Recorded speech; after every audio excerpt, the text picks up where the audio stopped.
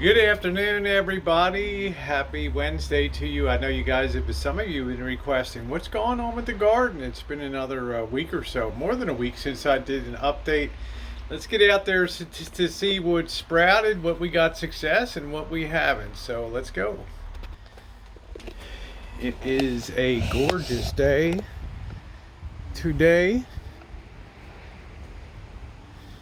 First thing I want to show you is the spinach plants have been coming up nicely. The automatic watering system's been working well. Of course, we've had rain. Soil moisture is still very good, as you can see there, so it's not an issue with that. But here's the spinach coming up, and that's been pretty successful. I can't see any evidence it's being chewed on. The earwigs are the bane of our existence here, and they're a real pain. Those of you who know, now I haven't really had any pumpkins come up at all. We have some seeds. It looked like they got pulled up here, and you know what, the birds come by and they dig up and they'll lift up the seed and they'll try to eat it, and then when they can't eat it they drop it down. So we're going to give that a little more time, see if we can get the pumpkins going here. Over here we had carrots, and they're doing very well. Over here you can see the little carrots all along here. Use the watering system tonight. More over here, more over there, all along here.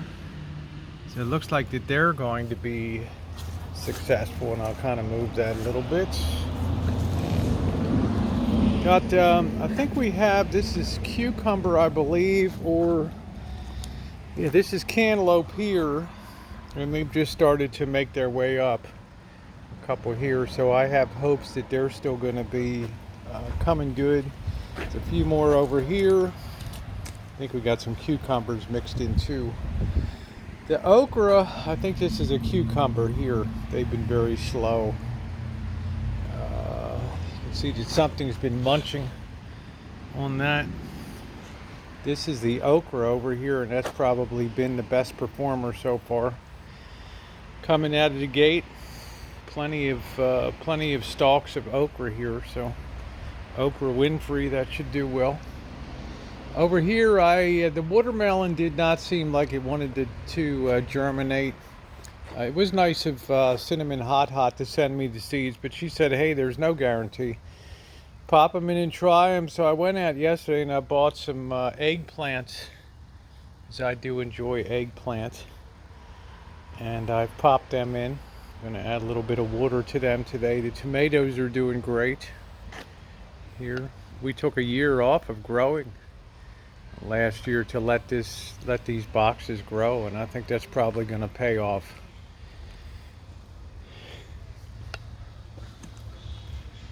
And over here, the squash is starting to come up nicely, and I like squash too. These melon varieties like squash and things like that, they seem to take quite a while to come up, but they seem to be popping up now, so I'm going to give that some more time. It should be enough plants to be productive. Yeah, there's more. I think there's more will be coming up here. We just have to be patient. Certainly more than the other day. Let's go out to the back now. Let's see what's going on here. This is our Robertson Navel Orange, which has been dropping a lot of fruit, and that's what fruit trees citrus will do. They will drop enough that only what they can carry. So you can see some of the there's one of the empty ones there that dropped off.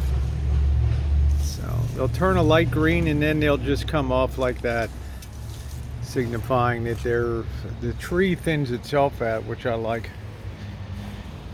But there will be tons. This is the most heavy bearing. As I told you guys, if I was going to plant one orange tree and wanted great production, it would be the Robertson Navel Orange that you can peel and eat. It's a nice little cluster right there. So it's doing well. This is our Palestine orange tree here. See, that's got some on it. This only last year it produced its first two, so It's almost exciting here when a tree gives up a little more. And of course our lemon tree, which is always does great. This Meyer improved lemon, it is a workhorse of the kitchen and everything. You see a little baby Meyer right there. And then we go over to the Trovita orange, and they're kind of scattered in here. I know there's some on here. I saw them. They tend to be low on the bush. There's a couple right there. The Trovita is supposed to be a good one, and this is the Washington Navel. Has a few in the back. That's really the standard commercial. That's really the standard commercial tree there. And over here, our plums are doing pretty good. This is the Santa Rosa plums.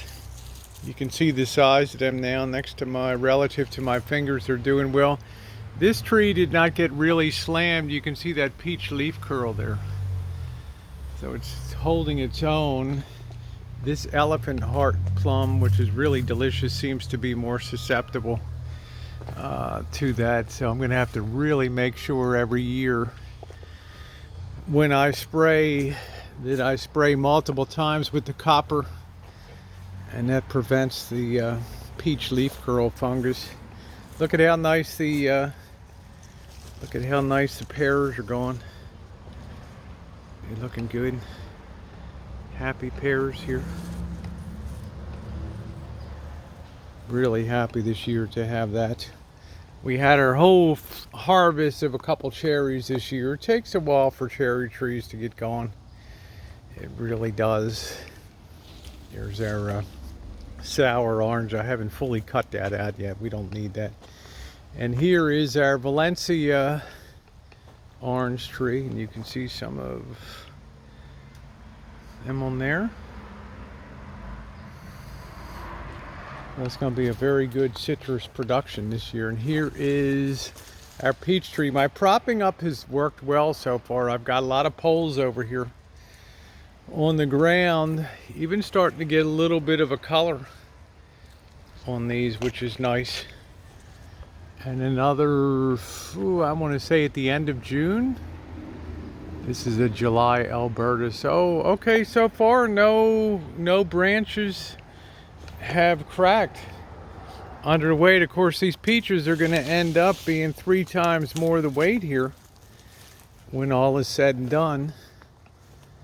But the peach leaf curl has been pretty well contained. You can see a little bit there, but it hasn't affected the peaches at all. Well, there's the garden update for May 20th, I believe. So I want to thank you guys for being along, and your thumbs up are appreciated.